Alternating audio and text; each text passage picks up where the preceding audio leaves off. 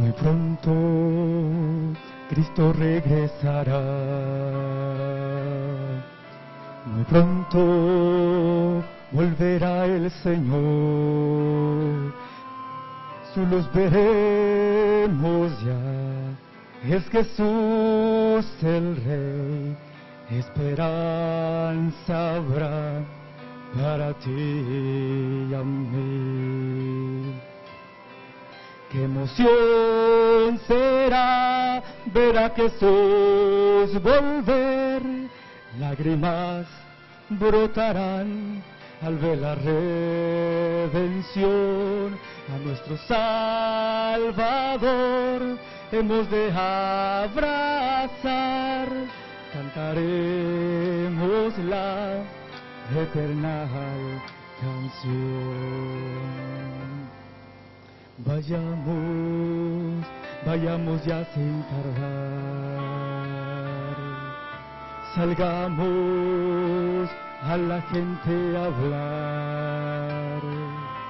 A todos proclamar que Jesús vendrá. Salvación habrá a ti y a mí. Qué emoción será ver a Jesús volver. Lágrimas brotarán al ver la redención. A nuestro Salvador hemos de abrazar. Cantaremos la eterna canción. Qué emoción será ver a Jesús volver. Lágrimas brotarán al ver la redención. A nuestro Salvador hemos de abrazar. Cantaremos la eterna canción.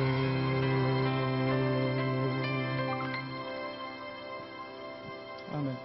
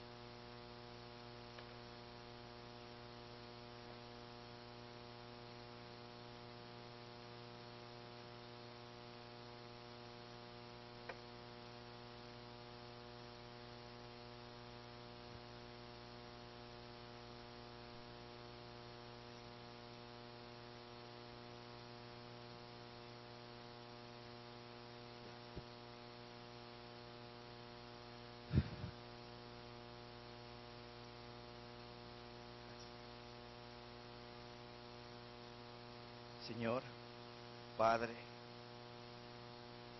amigo,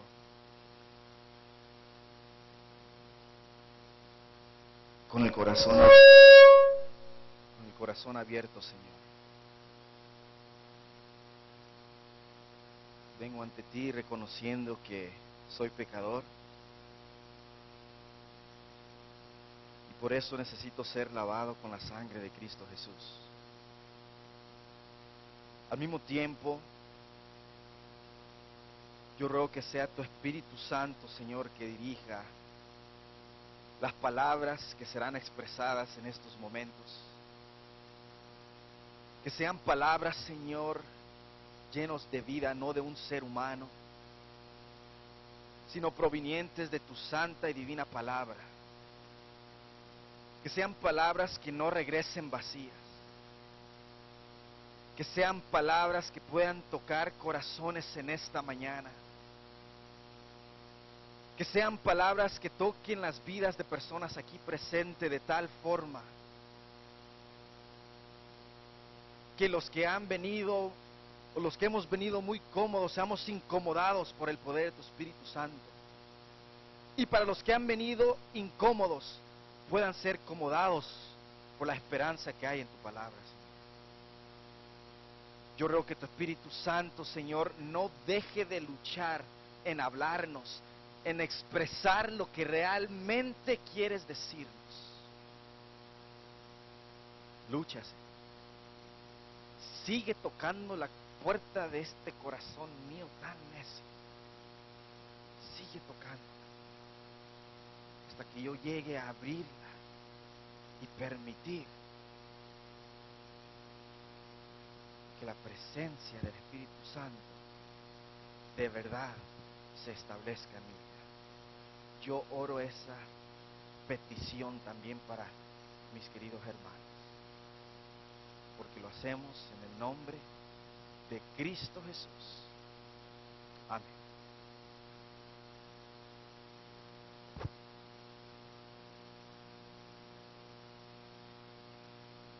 En el tiempo que nos queda, querida iglesia, queremos poder avanzar en lo que es el estudio de esta mañana. Estamos viviendo en días en donde como predicadores no podemos decir vamos a predicar cualquier cosa. No creo que eso ya se ha hecho ningún día, en ninguna época del tiempo. Siempre el mensaje de Dios tiene que ser un mensaje que proviene del Espíritu. Pero a veces se puede caer en una rutina, pensar que el sábado solo vamos a llegar a recibir algo, pues normal, tranquilo, que forma parte de una vida rutinaria. Estamos viviendo en días en donde como predicadores tenemos que orar, rogarle, humillarnos ante el Señor, bajo oración, bajo ayuno, y decirle: Señor, ¿qué quieres decirme a mí? ¿Y qué quieres decirle a la iglesia?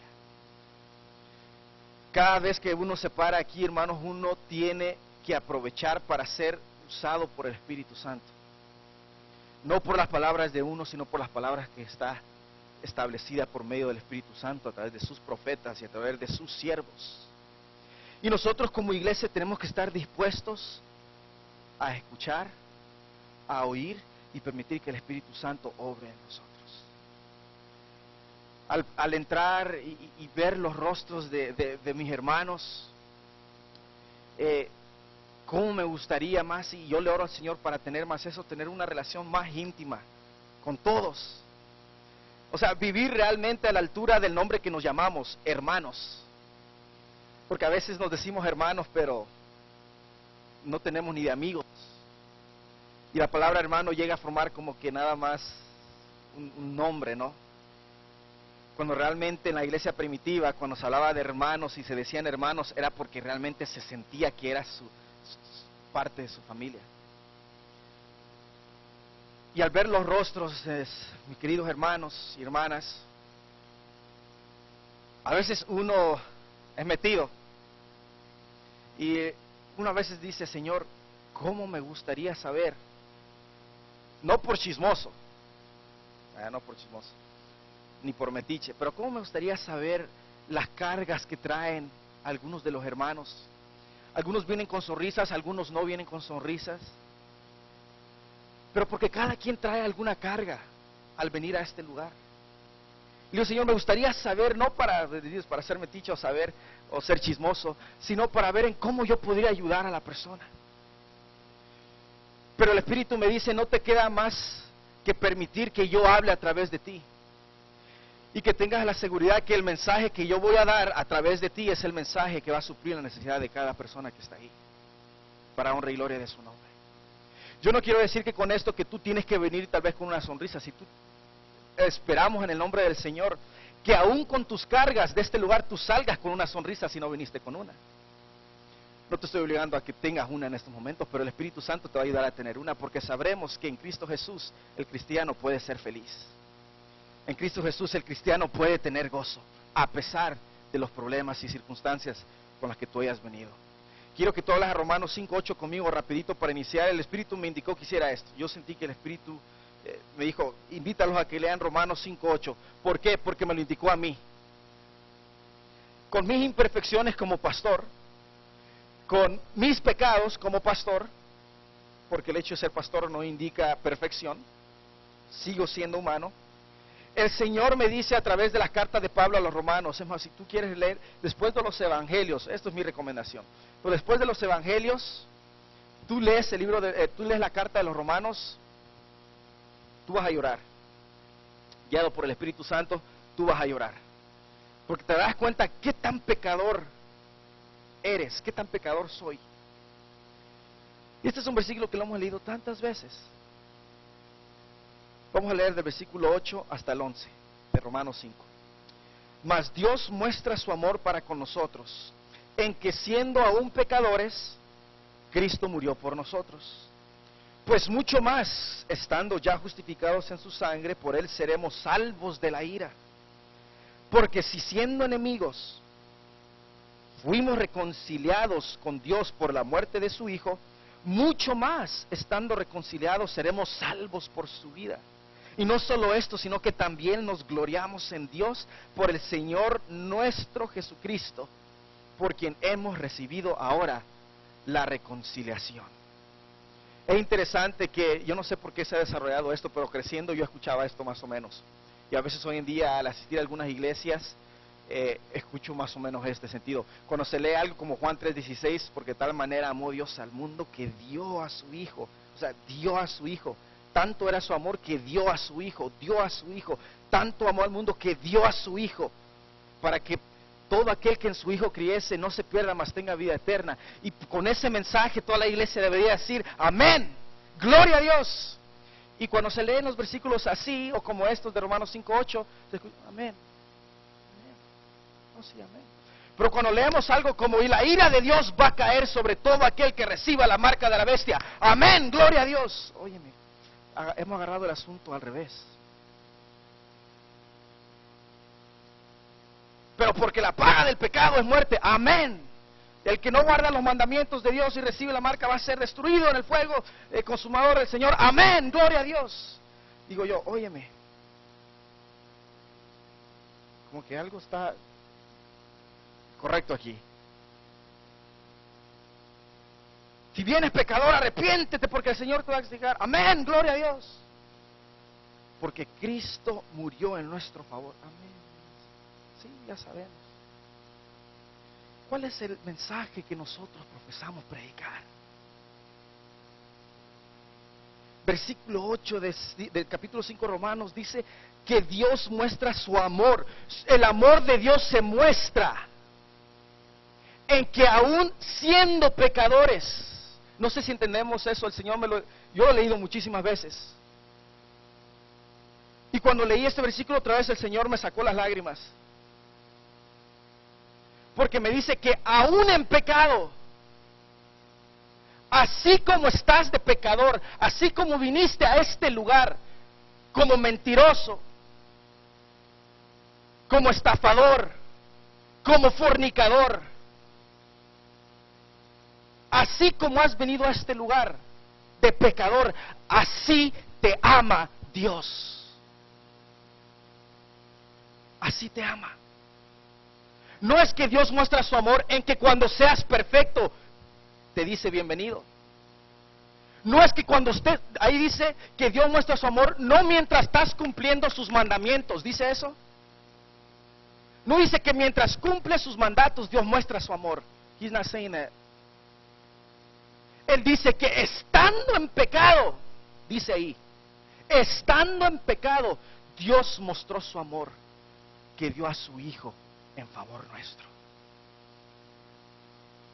Ahora, pero date cuenta de esto, y yo doy gloria a Dios por eso, porque sí, estando en pecado, Cristo murió por mí. Yo te digo en esta mañana que si tú estás aquí, yo veo muchas caras nuevas. Te doy la bienvenida. Y las caras conocidas también, bienvenidos. Pero yo quiero decirte en esta mañana, al iniciar esta parte, que así como has venido de pecador, así como yo he venido con pecados, así Dios muestra su amor con nosotros. Pero lo hermoso es que Dios nos ama tanto que no nos va a dejar ahí en ese pecado. Tanto nos ama así, nos ama en nuestro pecado. Nos ama aún siendo pecadores, no cumpliendo los mandatos, no dice eso. No le pongamos palabras a Dios. No le pongas palabras a Cristo. La palabra dice que estando en pecado, Él muestra su amor. Así como tú has venido con ese problema con tu esposo, con tu esposa, con tus hijos, con ese vicio que traes, así Cristo te ama. Ahora el amor de Dios se manifiesta más allá todavía de eso, porque en 1 Corintios 5:7 dice, el que está en Cristo, nueva criatura es. Así que es tanto más nos ama Dios, que dice que aún en ese pecado que estás, no te voy a dejar ahí, hijito. En el nombre, por el poder del Espíritu Santo, dice Jesús, yo te voy a sacar de ese pecado. Alabado sea el nombre de Dios por eso. Tal vez alguien vino con un sentimiento, yo no sé, y no lo vamos a investigar. Pero yo quiero que el que está al lado tú le digas, aún siendo pecador, Cristo te ama. Díselo al que está a tu lado. Aún siendo pecador, Cristo te ama. Y díselo de todo corazón. Eso es una realidad. Aún siendo pecador, Cristo te ama. No veo que todos lo han dicho, díganlo todos. Yo quiero que en este lugar todos nos vayamos sabiendo que siendo pecadores, Cristo nos ama. Aún siendo pecador, Cristo te ama.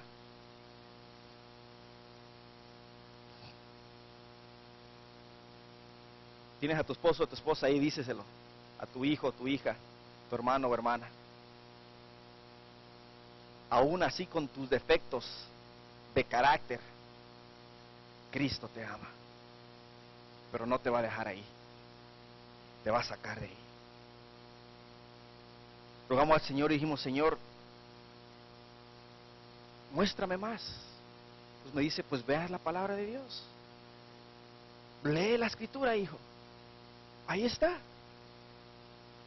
Leyendo un poquito acerca de la historia adventista, el pastor George Knight ha sacado un libro llamado 1888, El Mensaje.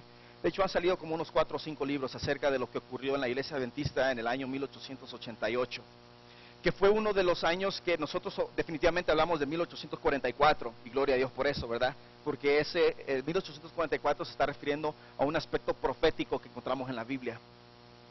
Pero en 1888 encontramos un aspecto práctico en cuanto a las doctrinas de nuestra iglesia. Y es un mensaje que empieza a resaltar.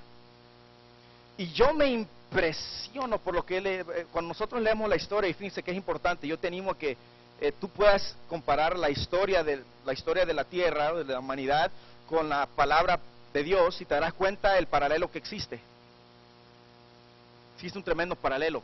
Pero vamos a estudiar, vamos a hablar un poquito acerca de la denominación. Tal vez tú has venido con preguntas de la iglesia adventista, ¿qué es? O sea, ¿qué sucedió eso? ¿Qué se predica en la iglesia adventista?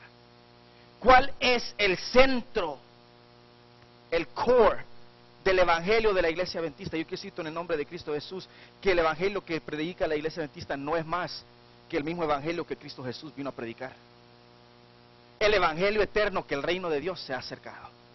Ese es el evangelio que profesamos. Ahora, definitivamente no nos vamos a tener que con la mente abierta, hermanos. Fíjense, tenemos que entender algo. Cuando vinieron los judíos a hablar con Jesús y le vinieron a hacer preguntas, ¿recuerdan? Vinieron a hacerle preguntas. Muchos de nosotros tenemos dudas que le queremos hacer al Espíritu Santo, y el Espíritu Santo nos contesta a través de la palabra de Dios. Pero es triste cuando nosotros tenemos preguntas, pero ya tenemos algo en nuestra mente concebido. Venimos de preguntar, pero ¿y esto por qué? Pero nuestra mente ya está convencida de que no es así. Cuando los judíos vinieron a preguntarle a Jesús, le hacían preguntas. Óyeme, Jesús, ¿qué tengo que hacer para dar la vida eterna? Pero ellos ya sabían y habían establecido qué se tenía que hacer para alcanzar la vida eterna. El único que vino con disposición para aprender, ¿recuerdan quién fue? Nicodemo. Nicodemo vino a decirle, Señor, enséñame. En el nombre de Cristo Jesús tenemos que estar dispuestos a aprender. Quita tus concepciones. Cuando tú estudias la palabra de Dios, tú tienes que estudiar con una mente libre de ya conceptos establecidos. El Espíritu Santo no pudo trabajar en los judíos porque ellos ya tenían algo definido. Y cuando Dios mismo se presentó a hablarles y a enseñarles, ellos dijeron no. Ahora, yo no estoy hablando de ideas paganas y de otras cosas, yo estoy hablando de un concepto. Tal vez tú no has escuchado mucho acerca de la iglesia adventista, no has escuchado mucho acerca de la cristiandad, pero yo estoy hablando dentro de ese contexto del cristianismo. Los judíos creían en Dios y pensaban que ellos sabían cómo interpretar la palabra de Dios, y Dios mismo se les presentó a Jesús y no escucharon. Ya estaban convencidos de lo que ellos querían saber. Hoy en día puede suceder lo mismo. En 1888, ¿qué sucedió? Tú dices que tiene que ver 1888 con nosotros. En 1888 sucede algo que cambia, no cambia la teología adventista, no la cambia, pero sí cambia el concepto de cómo se entendía.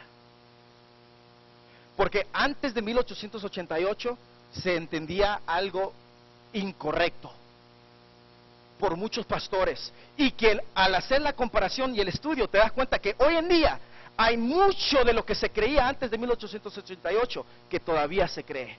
En los tiempos de 1888, E.J. Wagner, A.T. Jones, Elena G. de White escribieron, y los tres concordaron en que el espíritu del fariseísmo todavía existía. Los fariseos dejaron de existir en los tiempos de Jesús. Bueno, existen judíos ortodoxos y todo eso, pero lo que era la línea de los fariseos y de los saduceos, pues ya no había en los tiempos de Elena G. de White. Y Elena G. de White dice que los fariseos todavía no están extinguidos. Y en el día de hoy yo te puedo profesar que todavía en el 2013 el pensamiento farisaico no está extinguido. Y tenemos que tener mucho cuidado de qué lado caemos. ¿Y cómo saber si yo soy en el lado farisaico o no? Vea la palabra de Dios. La palabra de Dios nos va a indicar. ¿Qué pasó en 1888? Este es el inicio de una serie de 3 o 4 temas. Solo queremos dar más o menos el trasfondo de lo que está ocurriendo en 1888. Básicamente, para resumir, ¿cuál era el énfasis que se daba en el Congreso de 1888?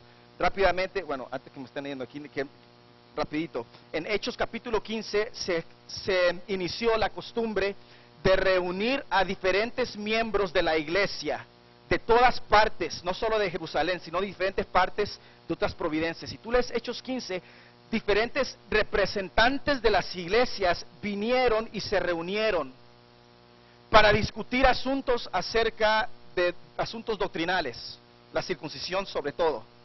¿Se acuerdan que había problema de circuncisión? No, que se tienen que circuncidar, se tienen que circuncidar. Y pues ahí es donde vino y Pablo presentó su argumento con otros discípulos, Pedro presentó la visión que había recibido. Entonces, hay una sana costumbre de que se reúnen diferentes delegados de diferentes iglesias en un solo congreso, bajo oración y bajo la dirección del Espíritu Santo, para dialogar acerca de asuntos doctrinales basados en la palabra de Dios. La iglesia adventista ha adoptado eso mismo y lo hace cada 5 años. Cada 5 años se lleva a cabo lo que es el Congreso de la Conferencia General. Diferentes delegados de todas partes del mundo, es más, todos son invitados. Y tú te das cuenta que es algo hermosísimo. Pero de todas partes del mundo se reúnen cada 5 años bajo oración, bajo ayuno, para discutir asuntos doctrinales. Y poco a poco se han ido estableciendo cosas basadas en la palabra de Dios. En 1888 tocaba una de esas reuniones. Elena G. White estaba viva en aquellos tiempos todavía. ¿Cuál era el punto de 1888? ¿Qué se iba a tocar? En 1888, ese congreso donde se iba a orar y se iba a ver lo que Dios quería decir a la iglesia, se vio uno de los asuntos, si no el asunto más importante que selló, por decir, a la iglesia adventista con el mensaje que realmente debería estar predicando. El énfasis en el Congreso de 1888. Elena G. White escribe en testimonio para los ministros. Esto es básicamente resumido.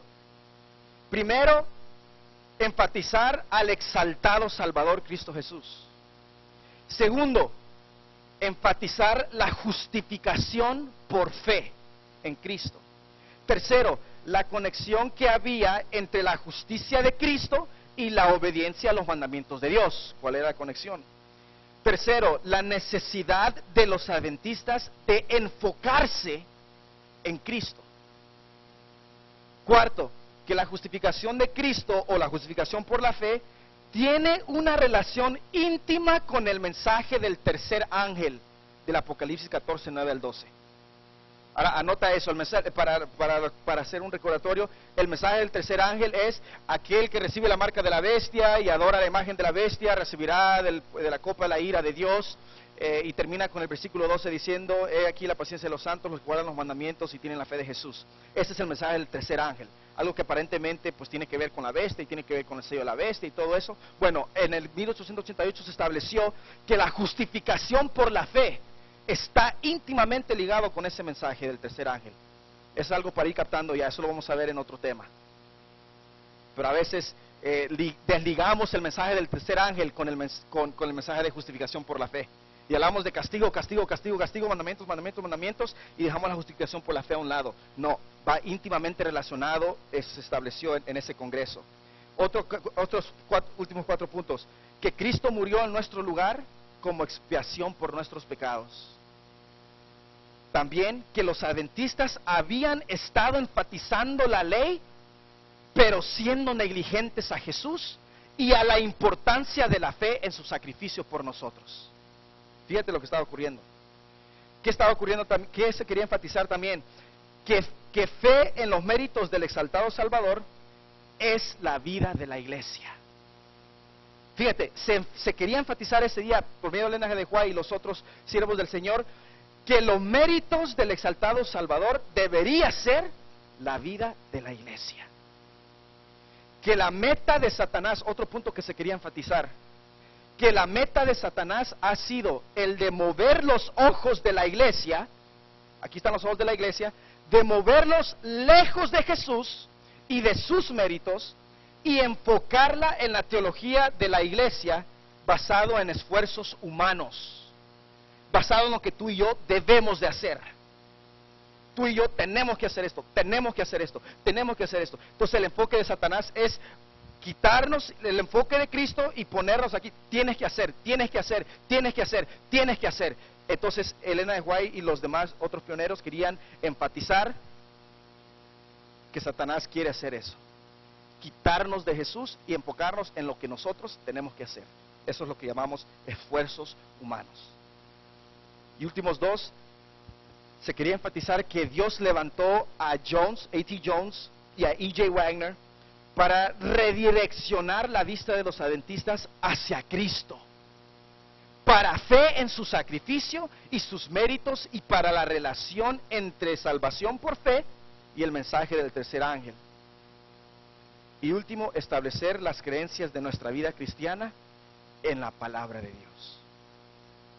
Rapidito vamos a ir viendo estos asuntos en el poco tiempo que nos queda. Vamos a ver nada más el trasfondo. Pero miren lo que Elena de White escribió en sus tiempos, en esos tiempos de 1888. Cristo está intercediendo por la iglesia en los atrios celestiales. Amén. Amén. Abogando en favor de aquellos por quienes pagó el precio de la redención con su propia sangre. Gloria a Dios por eso. Pero fíjense lo que sigue diciendo: los siglos y las edades nunca podrán aminorar la eficacia de este sacrificio expiatorio. O sea, los siglos, las edades, todo, nunca va a poder ser chiquito la eficacia de este sacrificio. El mensaje del evangelio de su gracia tenía que ser dado a la iglesia con contornos claros y distintos. O sea, el mensaje que la iglesia profesa se le tenía que haber dado distintamente, así claro.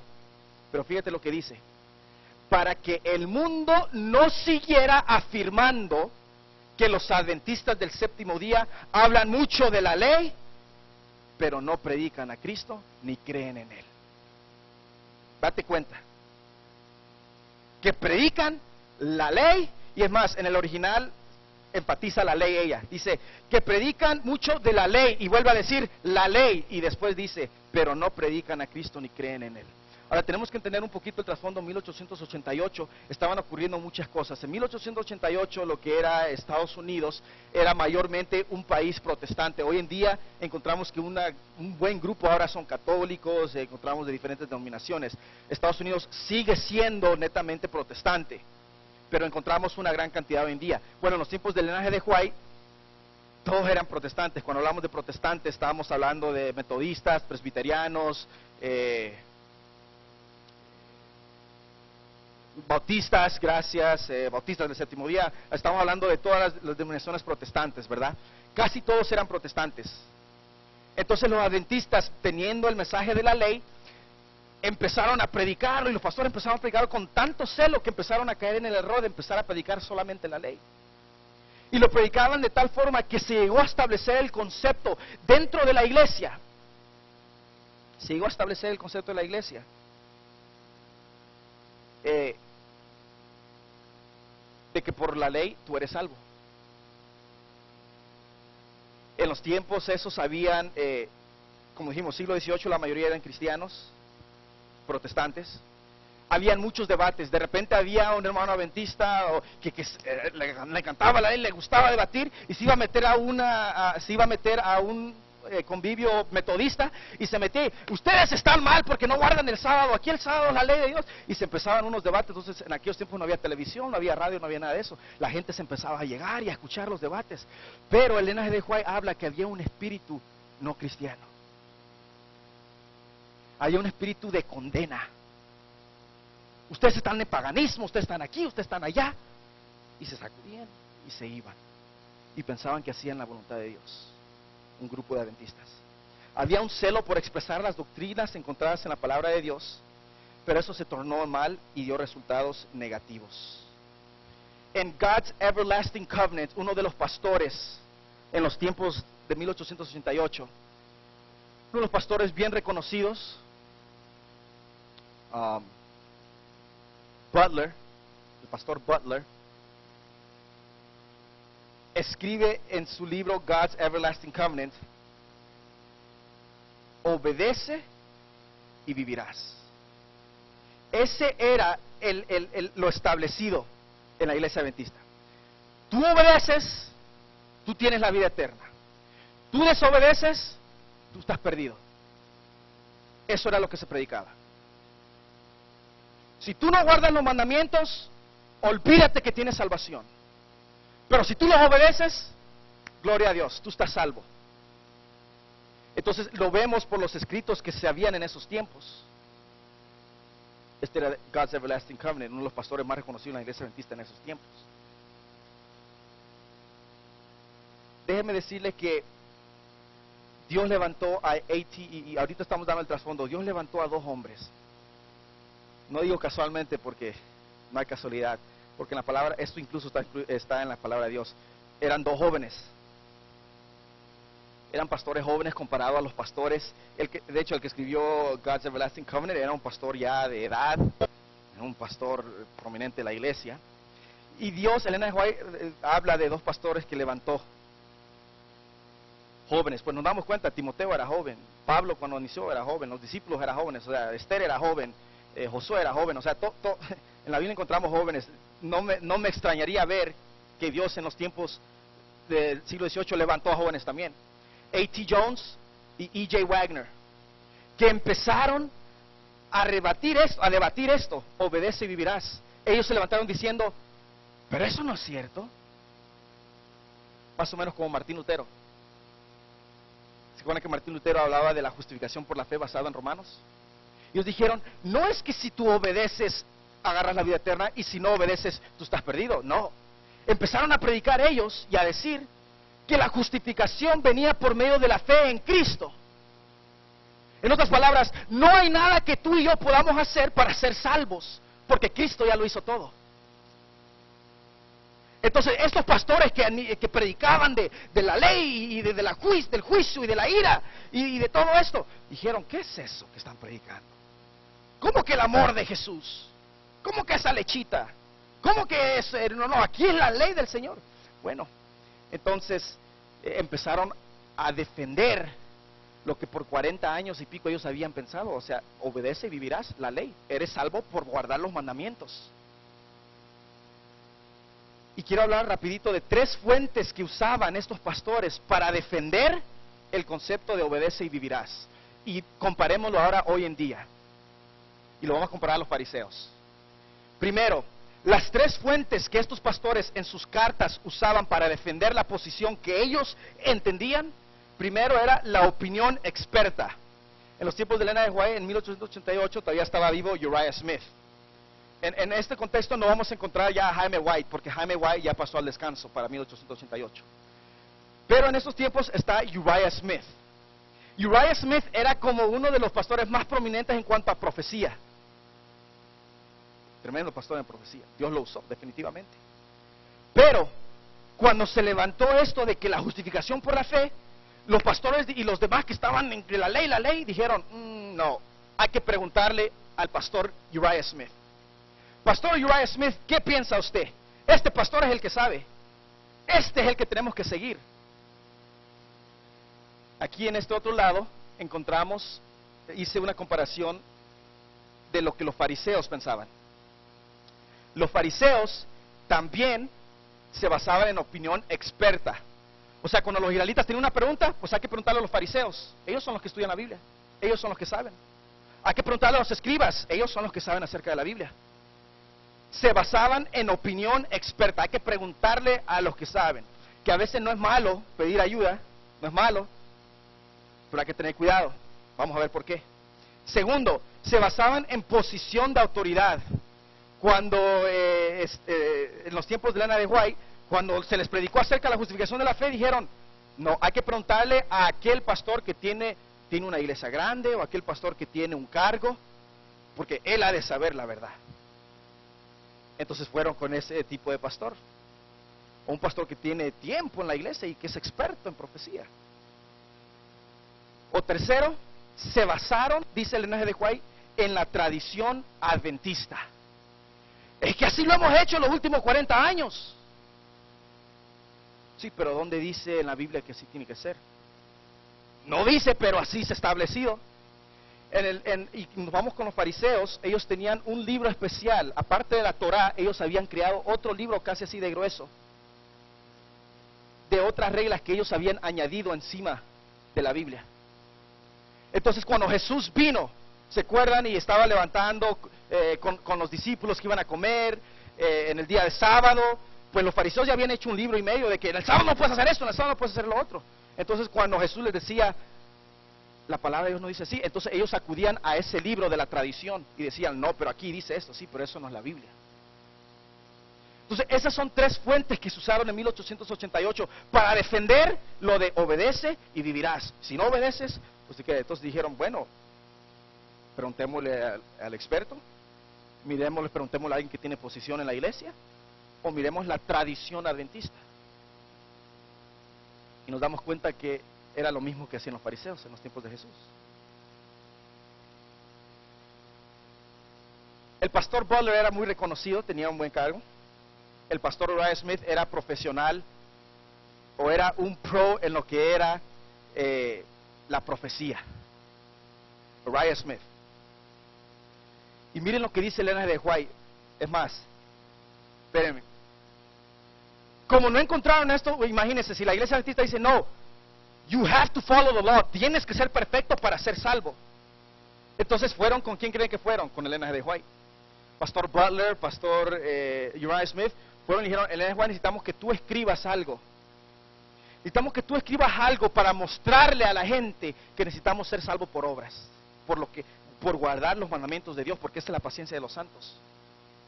Elena de White, fíjense, hoy en día si Elena de White resucitara, hermanos, muchas cosas de las que se dicen que ella dijo, ella diría, yo nunca dije eso. Hay tanta gente hoy en día que usa tantos textos de Elena de White, que si ella resucitara, dijera hoy en día, ¿cuándo dije yo eso? Yo no dije eso. No, pero aquí tú dijiste que condenabas a aquel que usted... ¿Leíste el contexto? Entonces la quisieron usar para decir, tienes que ser obediente, tienes que guardar la ley. Elena White, ayúdanos. Y miren lo que escribió Elena de White. No debemos considerar que el pastor Butler o el pastor Smith son los guardianes de las doctrinas de la iglesia adventista del séptimo día, y que nadie debe atreverse a expresar una idea que es diferente a la de ellos. O sea, estos dos pastores que tenían prominencia, tenían experiencia, alguien dijo algo, dos jóvenes dijeron algo diferente a lo que ellos dijeron, y Elena de White les dice, ellos no son los guardianes de las doctrinas, Querido hermano, ten cuidado con pensar o depositar tu fe en una persona que tú consideras guardián de la doctrina. Que en este lugar ni yo soy guardián de la doctrina. El Espíritu Santo es guardián de la doctrina. Y tú tienes que acudir a la palabra de Dios. Tú tienes que acudir a lo que Cristo dice a través de ella. No debemos confiar en una sola persona. ¿Cómo? Pero el pastor tiene tiempo. Miren lo que Elena dijo de ellos y luego miren lo que dice ella. Yo doy gloria a Dios por el ministerio de Elena de White. Una bendición. Y miren lo que dice ella. Mi clamor ha sido: investiguen las escrituras ustedes mismos. Ningún hombre debería ser autoridad para nosotros. Porque el pastor tiene experiencia. Porque el pastor sabe. Investiga tú. Bajo la dirección del Espíritu Santo, lee la palabra. No defiendas tradiciones. No deposites tu fe en un hombre. Deposítala en el Espíritu Santo que te guía a toda verdad, que se encuentra en Cristo Jesús.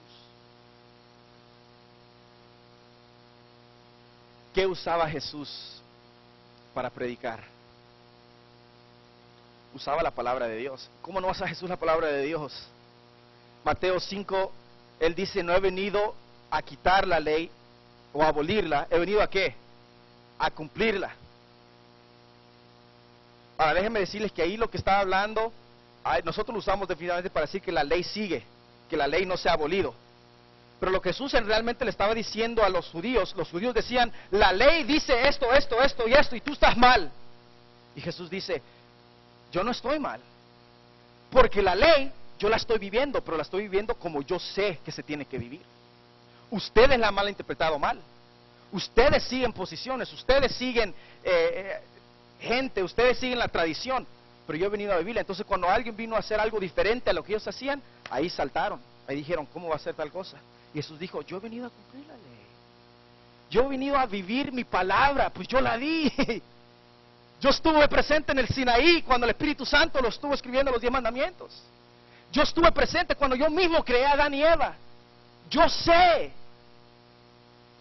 ¿Qué otra cosa usaba Jesús cuando predicaba acerca de su evangelio? Usaba el Espíritu Santo. ¿Se acuerdan cuando Él se fue al desierto a ayunar? ¿Quién lo llevó al desierto? Dice que el Espíritu lo llevó al desierto.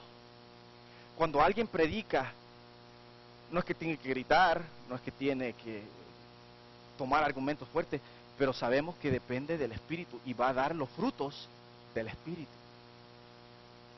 Los frutos del Espíritu nos lleva al próximo punto: bondad, amor,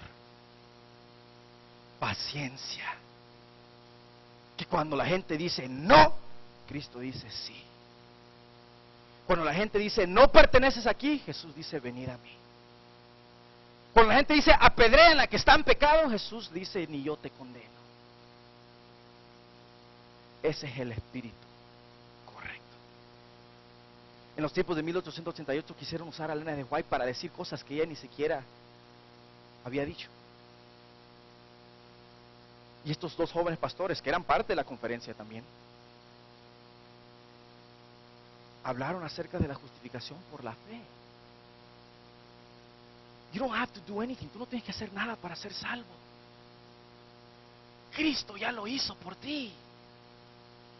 Cristo ya pagó sus méritos. Su obediencia es la que cuenta, no la tuya. ¿Sabes lo que cuenta de ti?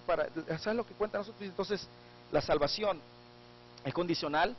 Miren el concepto que tenía la iglesia adventista, muchos de esos: obedece y vivirás. Ese era un concepto farisaico, no era cristocéntrico. Los escritos de Elena de White lo quisieron usar para mal. Trataron de usarlo, muchas veces tenemos ya un argumento y agarramos un espíritu de profecía y decimos: así dice el espíritu de profecía. Pero ella dice: wait a minute, I didn't say that, tienes que leer bien todo el contexto. Ella se niega a tomar posición cuando le dice el pastor Butler, el pastor Uriah Smith, que eran los eminentes en profecía. Le dice: Elena de White, necesitamos que tú escribas esto y esto y esto, ¿ok? Porque sabemos que estamos correctos. ¿Y sabes lo que ella les dijo? Les dijo: Dios tiene un propósito en esto, yo no voy a escribir nada. ¿Sabes lo que Dios quiere? Dice: Él quiere que vayamos a la Biblia y agarremos la evidencia bíblica. si nosotros leemos el contexto de esto, ella está diciendo, en otras palabras, mis testimonios, a ella le importaba más que nos enfocásemos en la Biblia que en sus propios testimonios. Escúchame bien lo que estoy diciendo en el nombre de Jesús. Ella quería y prefería que nos enfocásemos más en la palabra de Dios que en sus propios testimonios. Porque en esos momentos le pidieron, tú escribiste algo hace tiempo, y fíjense, no es casualidad. Tú escribiste algo hace tiempo acerca de la ley, que el que no dice que esto, y saben que ella no encontró ese escrito. Pues la hermana Juaya tenía sus años. Y dice, ¿y saben lo que dijo ella? En base a eso, de que no se encontró ese escrito, ella dijo, Dios tiene un propósito por lo cual no se encontró ese escrito, que aporta a lo que ustedes están diciendo. Dios tiene un propósito. Si existió, dice ella, existió, no existe más. ¿Por qué? Porque lo que Él quiere es que vayamos a la Biblia y agarremos la evidencia que está en la Biblia.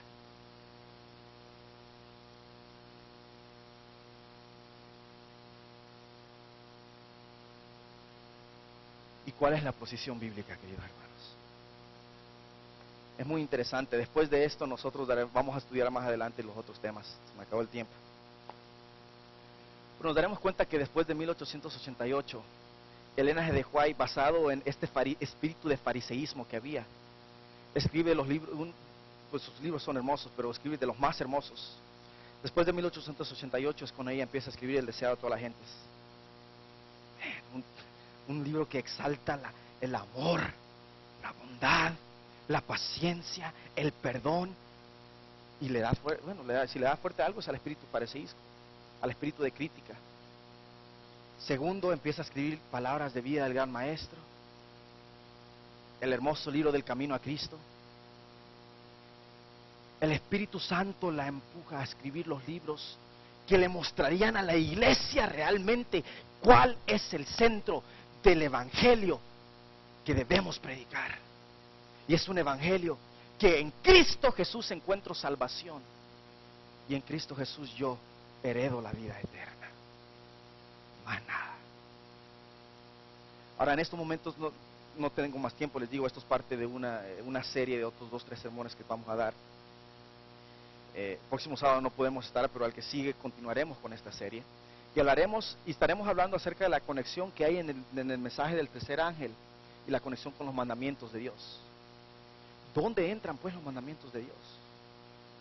¿Dónde entran pues la necesidad de la obediencia? La necesidad de la obediencia no hay necesidad de obediencia. Bueno, sí hay necesidad de obediencia, pero esa obediencia ya la hizo Jesús. Y es la obediencia que ante Dios cuenta, no la tuya. Tu obediencia, déjame decirte, tu obediencia no cuenta. Cuenta la obediencia de Cristo. Pero tú puedes hacer tuya la obediencia de Cristo. Es ahí donde entra la salvación. Tú diciéndole a Dios, Señor, yo quiero que la obediencia de Cristo sea mía. Por eso es que nadie puede decirte que tú no perteneces aquí. Por eso es que nadie puede decirte que aquí solo se reúne un grupo de personas perfectas. Por eso es que nadie puede decirte que aquí nada más se debe hacer esto y lo otro.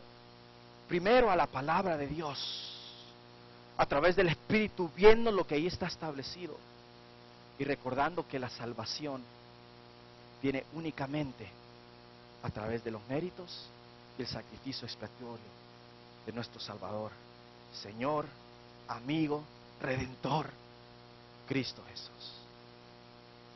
En esta mañana yo quiero hacer un llamado. Puede ser que nosotros nos encontremos en una posición incorrecta. La posición bíblica, hermanos, se muestra con amor.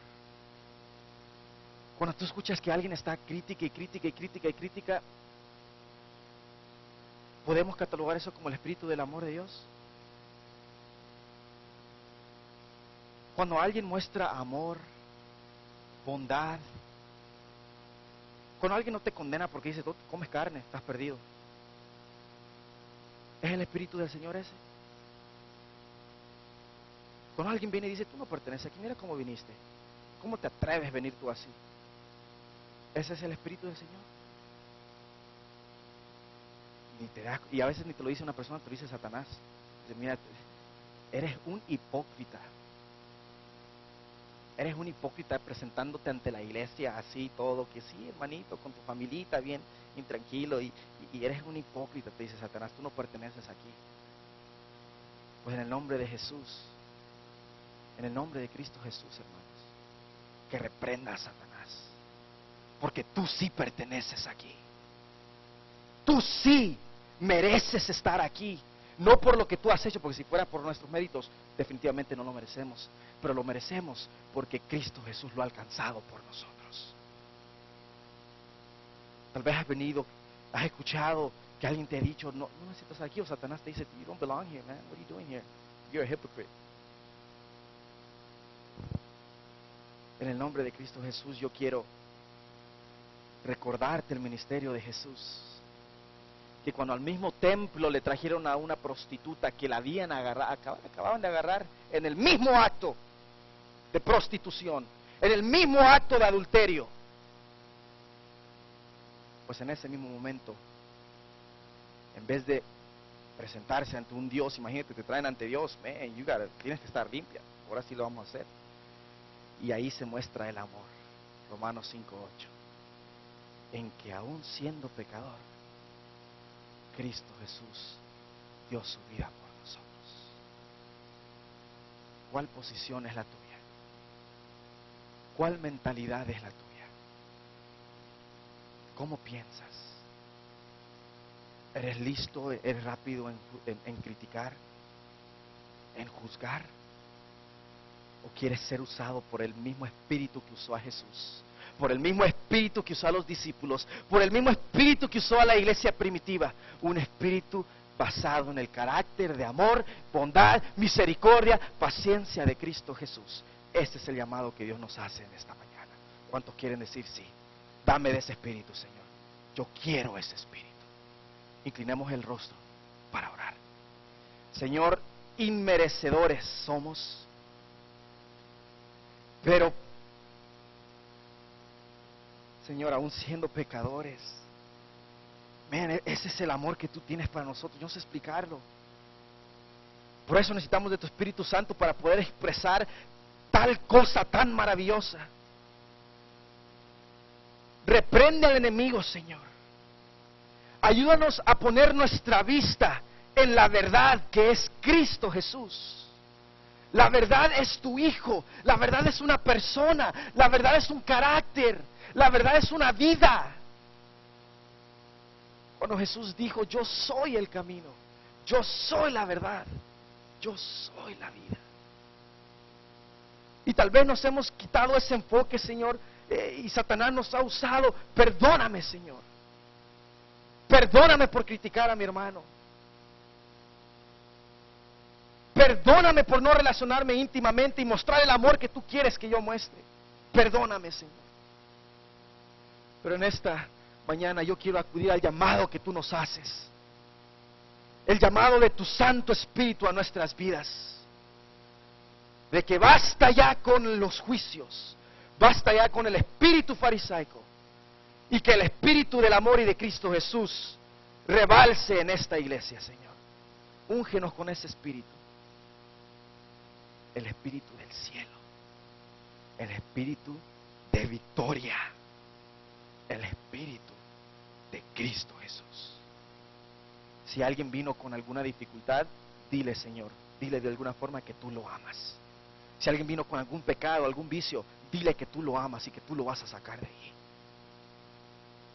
Gracias por tu amor, tu misericordia.